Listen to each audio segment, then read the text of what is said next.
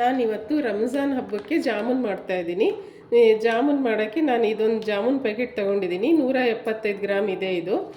ಇದೊಂದು ಪ್ಯಾಕೆಟಿನ ಜಾಮೂನ್ ಮಾಡ್ತಾಯಿದ್ದೀನಿ. ಇದಕ್ಕೆ ಏನೇನು ಬೇಕಂತ ನೋಡೋಣ.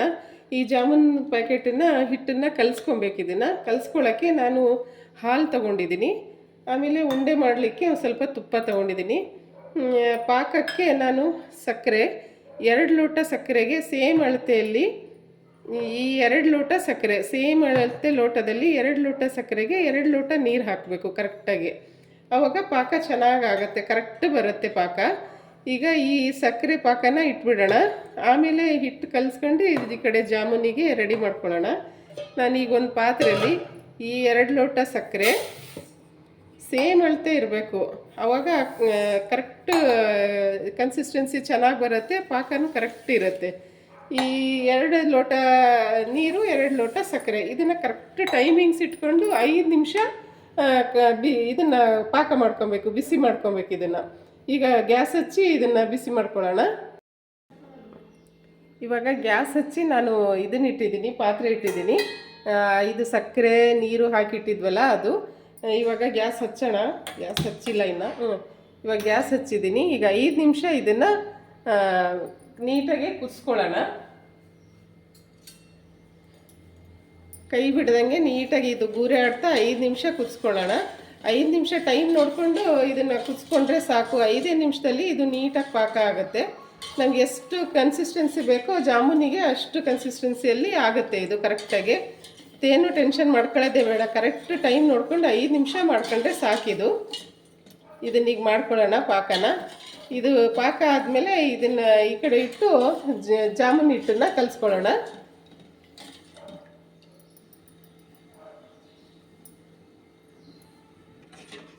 ನೋಡಿರಿ, ಸಕ್ಕರೆ ಎಲ್ಲ ಕರಗಿದೆ. ಇನ್ನೊಂದು 2 ನಿಮಿಷ, ಈಗ 3 ನಿಮಿಷ ಆಗಿದೆ. ಇನ್ನೊಂದು 2 ನಿಮಿಷ ಇದನ್ನು ಇದೇ ಥರ ಕುದಿಸ್ಕೊಂಡ್ರೆ ಆಯ್ತಷ್ಟೇ. ಕರೆಕ್ಟ್ ಕನ್ಸಿಸ್ಟೆನ್ಸಿ ಆಗುತ್ತೆ ಇದು. ಇನ್ನೊಂದು 2 ನಿಮಿಷ ಇದೇ ಥರ ಬಿಸಿ ಮಾಡ್ಕೊಳ್ಳೋಣ. ಇದು ಸಕ್ಕರೆ ಇದು ಕರಗಿ ಒಂದು 2 ನಿಮಿಷ ಇದಾದರೆ, ಒಂದು ಕುದಿ ಥರ ಬಂದರೆ ಸಾಕಷ್ಟೇ. ಅಷ್ಟಾದರೆ ಸಾಕು, ಇದು ಕರೆಕ್ಟ್ ಕನ್ಸಿಸ್ಟೆನ್ಸಿ ಆಗುತ್ತೆ ಇದು. ಇವಾಗ ಸಕ್ಕರೆ ಎಲ್ಲ ಕರಗಿದೆ. ಇನ್ನು 2 ನಿಮಿಷ ಬಿಡೋಣ, ಇದನ್ನು ಕುದಿಸ್ಕೊಳ್ಳೋಣ. ನೋಡಿರಿ, ಆಯ್ತಿದು. ಈ ಟೈಮಿಂಗ್ಸ್ 5 ನಿಮಿಷ ಆಯ್ತು. ಇವಾಗ ಇದನ್ನು ಆಫ್ ಮಾಡ್ತೀನಿ. ಆಫ್ ಮಾಡಿದ್ದೀನಿ. ಇಲ್ಲಿ ನೋಡಿರಿ, ಈ ಥರ ಆಗಿದೆ ಇದು. ಏನು ಅಂಟೇನು ಬಂದಿಲ್ಲ, ಬರೀ ಕರಗಿದೆ ಅಷ್ಟೇ. ಸೇಮ್ ಹಂಗೆ ಇದೆ, ಇದೇನು ಅಂಟು ಏನು ಬಂದಿಲ್ಲ. ಬಟ್ ಕರಗಿದ್ರೆ ಆಯ್ತು ಅಷ್ಟೇ. ಇದು ನೀಟಾಗಿ ಕರಗಬೇಕು. 5 ನಿಮಿಷ ಇದನ್ನು ಚೆನ್ನಾಗಿ ಕುದಿಸ್ಕೊಬೇಕು. ಸೇಮ್ ಪ್ರಮಾಣದಲ್ಲಿ ನೀರು ಸಕ್ಕರೆ ಹಾಕಿ ಚೆನ್ನಾಗಿ ಕುದಿಸ್ಕೊಬೇಕು. ಇವಾಗ ಇದನ್ನು ಸೋಸಿಟ್ಕೊಳ್ಳೋಣ. ನೋಡಿರಿ, ನಾನೀಗ ಇದು ಒಂದು ದೊಡ್ಡ ಅಗಲ ಪಾತ್ರೆ ತಗೊಂಡಿದ್ದೀನಿ. ಯಾಕಂದರೆ ಇದರಲ್ಲಿ ಜಾಮೂನ್ ಹಾಕಲಿಕ್ಕೆ ಚೆನ್ನಾಗಾಗುತ್ತೆ ಅಂತ. ಇದಕ್ಕೆ ನಾನು ಇದನ್ನು ಪಾಕನ ಸೋಸ್ಕೊತಾ ಇದ್ದೀನಿ. ಕಸ ಗಿಸ ಏನಾರ ಇರುತ್ತೆ ಅಂಥೇಳಿ ನೀಟಾಗಿ ಸೋಸ್ಕೊಂಡು ಇದನ್ನು ತೆಗೆದಿಟ್ಕೊಳ್ಳೋಣ. ಅದಕ್ಕೆ ನಾನು ಒಂದು 2 ಏಲಕ್ಕಿನ ಈ ಥರ ಬಿಡಿಸಿ ಹಾಕ್ಕೊತೀನಿ ಇದರಲ್ಲೇ ಫ್ಲೇವರಿಗೆ. ಇದು ಬಿಸಿ ಇರುತ್ತಲ್ಲ, ಇದ್ರ ಫ್ಲೇವರ್ ಎಲ್ಲ ಬಿಟ್ಕೊಳ್ಳುತ್ತೆ. ಇದರಲ್ಲೇ ಬಿಟ್ಟರು ಚೆನ್ನಾಗಿರುತ್ತೆ. ಇದನ್ನು ಇವಾಗ ಮುಚ್ಚಿ ಇಟ್ಬಿಡೋಣ. ಇದನ್ನು ಈ ತಣ್ಣಗಾಗಲೇ ಬೇಡ, ಇದು ನೀಟಾಗಿ ಮುಚ್ಚಿ ಇಟ್ಟು ಈಗ ಜಾಮೂನ್ ಹಿಟ್ಟನ್ನು ಕಲಿಸ್ಕೊಳ್ಳೋಣ. ಇವಾಗ ಈ ಜಾಮೂನ್ ಪ್ಯಾಕೆಟನ್ನು ಒಡೆದು ಇದಕ್ಕೆ ಹಾಕ್ಕೊಂಡು ಕಲಿಸ್ಕೊಳ್ಳೋಣ. ಇದನ್ನು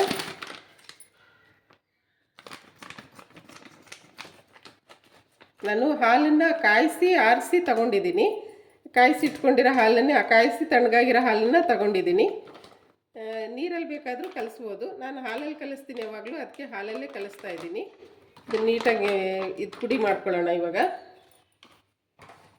ಇದನ್ನು ನೀಟಾಗಿ ಮಿಕ್ಸ್ ಮಾಡ್ಕೊಂಡು ಕಲಿಸ್ಕೊಳ್ಳೋಣ.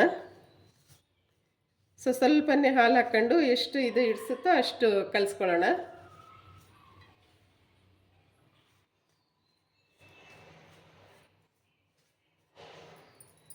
ಇದು ಇವಾಗ ನನ್ನ ಮಗಳು ಕಲಿಸ್ತಾಳೆ, ನಾನು ಎಣ್ಣೆ ಇಟ್ಕೊತೀನಿ.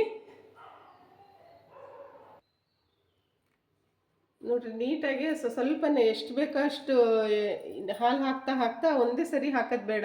ಸ್ವಲ್ಪನೇ ಹಾಕ್ತಾ ಗಟ್ಟಿಗೆ ಕಲಿಸ್ಕೊಳ್ಳೋಣ. ಸ್ವಲ್ಪ ಸ್ಮೂತ್ ಇರಬೇಕಷ್ಟೇ, ತುಂಬ ಗಟ್ಟಿನೂ ಅಲ್ಲ, ತುಂಬ ಸ್ಮೂತು ಅಲ್ಲ, ಆ ಥರ ಇರಬೇಕು ಹಿಟ್ಟು.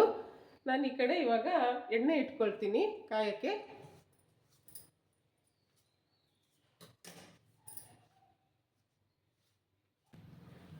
ನೋಡಿರಿ ಈ ಥರ ಆಗಿದೆ. ಇನ್ನೂ ಸ್ವಲ್ಪ ಇದನ್ನು ನೀಟಾಗಿ ಮಿಕ್ಸ್ ಮಾಡ್ಕೊಳ್ಳೋಣ. ಇನ್ನೂ ಒಂಚೂರು ಹಾಲು ಹಾಕ್ಕೊಂಡು ನೀಟಾಗಿ ಮಿಕ್ಸ್ ಮಾಡ್ಕೊಳ್ಳೋಣ. ನೋಡಿರಿ ಇವಾಗ ಇದು ರೆಡಿಯಾಗಿದೆ, ಆ ಥರ ಆಗಿದೆ ಅದು. ಇದಕ್ಕೆ ಇಷ್ಟು ಹಾಲು ಹೋಗಿದೆ. ಹಾಲು ಈ ಲೋಟದಲ್ಲಿ ಇದಿಷ್ಟು ತಗೊಂಡಿದ್ದೆ, ಒಂದು ಅರ್ಧ ಲೋಟದಷ್ಟು ಹಾಲು ಹೋಗಿದೆ ನೋಡಿರಿ. ಇವಾಗ ಇದು ಸ್ಮೂತಾಗಿ ಆಗಿದೆ. ಇವಾಗ ಕೈಗೆ ತುಪ್ಪ ಸವರ್ಕೊಂಡು ಉಂಡೆ ಮಾಡ್ಕೊಳ್ಳೋಣ. ನೋಡಿರಿ ಕೈಗೆ ತುಪ್ಪ ಸವರ್ಕೊಂಡು ಈ ಥರ ನಮಗೆ ಎಷ್ಟು ಸಣ್ಣ ದಪ್ಪ ನೋಡಿ ಉಂಡೆಗಳನ್ನು ತಗೊಂಡು ಉಂಡೆ ಮಾಡ್ಕೊಳ್ಳೋಣ. ನೀಟಾಗಿ ಎರಡು ಅಂಗೈಯಲ್ಲಿ ನೀಟಾಗಿ ಒತ್ತಿ ಒತ್ತಿ ಈ ಥರ ಉಂಡೆ ಮಾಡ್ಕೊಳ್ಳೋಣ. ಈ ಥರ ನೀಟಾಗಿ ಸ್ಮೂತಾಗಿ ರೌಂಡಕ್ಕೆ ನೈಸಾಗಿ ಬರಬೇಕು, ಆ ಥರ ಉಂಡೆ ಮಾಡ್ಕೊಳ್ಳೋಣ. ನೀಟಾಗಿ ಎಷ್ಟು ಸ್ಮೂತಾಗಿ ಮಾಡ್ತೀವೋ ಅಷ್ಟು ಬಿರುಕು ಬಿಡಲ್ಲ, ನೈಸ್ ಬರಬೇಕು. ಅಲ್ಲಿ ತನಕನೂ ಎರಡು ಅಂಗೈಯಲ್ಲಿ ಹೀಗೆ ನೀಟಾಗಿ ರೌಂಡ್ ಮಾಡಬೇಕು.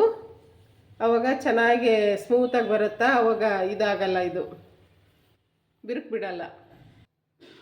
ನೋಡಿರಿ ಈ ಥರ ಆಗಿದೆ. ಇದನ್ನು ಇವಾಗ ಅಷ್ಟು ಉಂಡೆನ ಇದೇ ಥರ ಮಾಡ್ಕೊಳ್ಳೋಣ. ನೋಡಿರಿ ಇಷ್ಟು ಉಂಡೆನ ಮಾಡ್ಕೊಂಡಿದ್ದೀನಿ, ಇನ್ನೂ ಸ್ವಲ್ಪ ಇದೆ. ಈಗ ಇದನ್ನು ಕರ್ಕೊಳ್ಳೋಣ. ನಾನಿಲ್ಲಿ ಎಣ್ಣೆ ಕಾಯಕ್ಕೆ ಇಟ್ಕೊಂಡಿದ್ದೀನಿ ಒಂದು ಬಾಣಲಿಯಲ್ಲಿ. ಇವಾಗ ಈ ಜಾಮೂನುಗಳ್ನ ಇದ್ರಾಗ ಹಾಕ್ತಾಯಿದ್ದೀನಿ. ಕಮ್ಮಿ ಉರಿ ಇಟ್ಕೊಂಡಿದ್ದೀನಿ.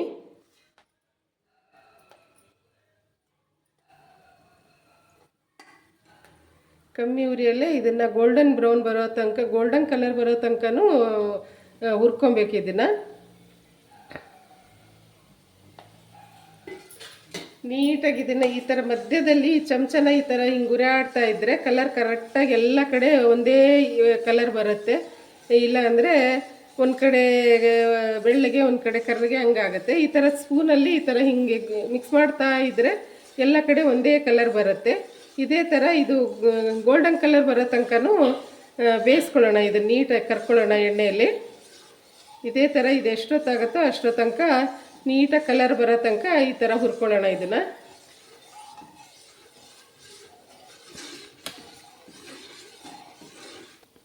ನೋಡಿರಿ ಎಲ್ಲ ಕಡೆ ಒಂದೇ ಥರ ಕಲರ್ ಬರ್ತಾ ಇದೆ. ಇದು ಈ ಸ್ಪೂನನ್ನು ಬಿಡ್ದಂಗೆ ಇದೇ ಥರ ಮಧ್ಯದಲ್ಲಿ ಇಟ್ಕೊಂಡು ಹಿಂಗೆ ಗುರಾಡ್ತಾ ಇರ್ಬೇಕು ಈ ಥರ. ಆವಾಗ ಎಲ್ಲ ಕಡೆ ಒಂದೇ ಥರ ಕಲರ್ ಬರುತ್ತೆ. ನೋಡಿರಿ ಹಿಂಗೆ ಕಲರ್ ಎಲ್ಲ ಕಡೆ ಈವನ್ನಾಗಿ ಬರ್ತಾ ಇದೆ. ಇದು ಇನ್ನೂ ಸ್ವಲ್ಪ ಗೋಲ್ಡನ್ ಕಲರ್ ಬರಲಿ ಫುಲ್ಲು, ಅವಾಗ ಒಳಗೂ ನೀಟಾಗಿ ಬೇಯುತ್ತೆ, ಕಲರು ಚೆನ್ನಾಗಿ ಬರುತ್ತೆ. ಈಗ ನೀಟಾಗಿ ಇನ್ನೊಂದು ಸ್ವಲ್ಪ ಇನ್ನೊಂದು 2 ನಿಮಿಷ ಇದೇ ಥರ ಇದನ್ನು ಹುರ್ಕೊಳ್ಳೋಣ.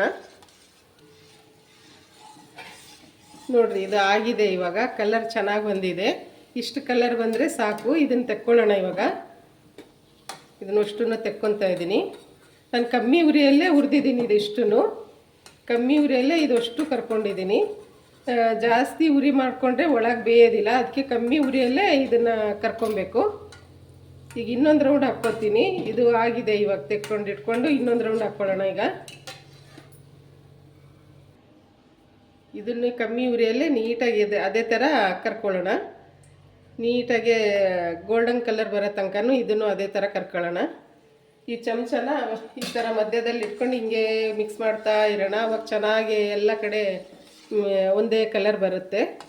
ಕೈ ಬಿಡ್ದಂಗೆ ಬರೀ ಅದಕ್ಕೆ ತಾಗಿಸ್ಬಾರ್ದು. ಬರೀ ಬಾಣಲಿಯಲ್ಲಿ ಹಿಂಗೆ ಇಟ್ಕೊಂಡು ಹಿಂಗೆ ಮಧ್ಯದಲ್ಲಿ ಹಿಂಗೆ ತಿರುಗಿಸ್ತಾ ಇದ್ದರೆ ಅದು ಚೂರು ಬಡ್ದಿದ ತಕ್ಷಣ ಎಲ್ಲ ಕಡೆ ಒಂದೇ ಕಲರ್ ಬರುತ್ತೆ. ಇದು ನೀಟಾಗಿ ಕಲರ್ ಬರೋ ತನಕ ಇದನ್ನು ಕರ್ಕೊಳ್ಳೋಣ ನೀಟಾಗಿ. ಇವಾಗ ಇದು ಆಗ್ತಾ ಇದೆ. ಈಗ ಫಸ್ಟ್ ಕರ್ದಿರೋದನ್ನು ಈ ಪಾಕದಲ್ಲಿ ಹಾಕ್ಬಿಡೋಣ. ಇದು ಸ್ವಲ್ಪ ತಣ್ಣಗಾಗಿದೆ. ಇಲ್ಲ ಅಂದರೆ ತುಂಬ ತಣ್ಣಗಾದರೆ ಇದು ಉಬ್ಬೋದಿಲ್ಲ, ನೀಟಾಗಿ ಸಕ್ಕರೆ ಪಾಕ ಹೀರ್ಕೊಳ್ಳೋದಿಲ್ಲ. ಇದನ್ನು ಈಗ ಮುಚ್ಚಿಟ್ಟು ಇದನ್ನು ನೀಟಾಗಿ ಪೂರ್ತಿ ಕರ್ಕೊಳ್ಳೋಣ. ಒಂದು ಸರಿ ಕರೆದಿದ್ದನ್ನು ಒಂದು 5 ನಿಮಿಷ ಹೊರಗಿಟ್ಕೊಂಡು ಆಮೇಲೆ ಅದಕ್ಕೆ ಹಾಕ್ಬಿಡ್ಬೇಕು. ಆವಾಗ ನೀಟಾಗಿ ಪಾಕ ಹೀರ್ಕೊಳ್ಳುತ್ತೆ, ಸೀನು ಕರೆಕ್ಟ್ ಆಗುತ್ತೆ. ತಕ್ಷಣ ಹುರಿದು ಈಗ ಹಿಂಗೆ ಕರೆದಿದ್ದ ತಕ್ಷಣವೇ ತೆಗೆದು ತಕ್ಷಣ ಪಾಕಕ್ಕೆ ಹಾಕಬಾರ್ದು, ಅವಾಗ ಫುಲ್ ಕದಲ್ಕೊಂಬಿಡುತ್ತೆ. ಇದನ್ನು ಸ್ವಲ್ಪ ತೆಗೆದು ಪಕ್ಕಕ್ಕಿಟ್ಟು ಒಂದು 5 ನಿಮಿಷ ಆಮೇಲೆ ಹಾಕಿದರೆ ಕರೆಕ್ಟಾಗಿ ಪಾಕ ಹೀರ್ಕೊಳ್ಳುತ್ತೆ. ಈಗ ಇದು ಇನ್ನೊಂದು ಸ್ವಲ್ಪ ಕಲರ್ ಬರಲಿ. ನೋಡಿರಿ ಇವಾಗ ಇದನ್ನು ಈವನಾಗಿ ಒಂದೇ ಕಲರ್ ಬಂದಿದೆ, ಒಂದು ಬೆಳ್ಳಗೆ ಒಂದು ಕರ್ರಿಗೆ ಆ ಥರ ಏನಾಗಿಲ್ಲ, ಕರೆಕ್ಟಾಗಿ ಒಂದೇ ಥರ ಬಂದಿದೆ ಕಲರು. ಇದು ಆಗಿದೆ. ಇವಾಗ ಇದನ್ನು ತಕ್ಕೊಳ್ತೀನಿ. ಇದನ್ನು ತೆಗೆದು ಒಂದು 5 ನಿಮಿಷ ಪಕ್ಕಕ್ಕಿಟ್ಟು ಆಮೇಲೆ ಸ್ವಲ್ಪ ತಣ್ಣಗಾದ್ಮೇಲೆ ಪಾಕದಲ್ಲಿ ಹಾಕೋಣ. ತಕ್ಷಣ ಹಾಕೋದು ಬೇಡ, ತಕ್ಷಣ ಬಿಸಿ ಬಿಸಿದು ಹಾಕಿಬಿಟ್ರೆ ಕದಲ್ಕೊಂಬಿಡುತ್ತೆ. ಅದಕ್ಕೆ ಒಂದು 5 ನಿಮಿಷ ಪಕ್ಕದಲ್ಲಿ ಇಟ್ಕೊಂಡು ಆಮೇಲೆ ಹಾಕೊಳ್ಳೋಣ.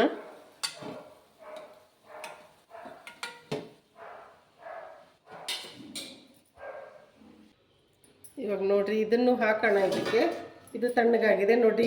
ಇವು ಆಲ್ರೆಡಿ ಉಬ್ಕೊಂಡಿದ್ದಾವೆ, ದಪ್ಪ ಆಗಿದೆ. ಇವು ಆಲ್ರೆಡಿ ನೋಡಿರಿ ಇಷ್ಟು ದಪ್ಪ ಆಗಿದೆ, ಪಾಕ ಹೀರ್ಕೊಂಡಿದೆ. ಇವು ನೋಡಿರಿ ಎಷ್ಟು ಸಣ್ಣ ಇದ್ದಾವೆ. ಇವನು ಇವಾಗ ಇದ್ರಾಗ ಹಾಕಿ ಇದು ನೀಟಾಗಿ ಮಿಕ್ಸ್ ಆಗಿ ದಪ್ಪ ಆಗುತ್ತೆ, ಹೀರ್ಕೊಂಡು ಪಾಕ ಎಲ್ಲ ಹೀರ್ಕೊಂಡು. ನೋಡಿರಿ ಇದು ಎಷ್ಟು ಸಣ್ಣಗಿದೆ, ಇದು ಎಷ್ಟು ದಪ್ಪ ಆಗಿದೆ ಅಂತ.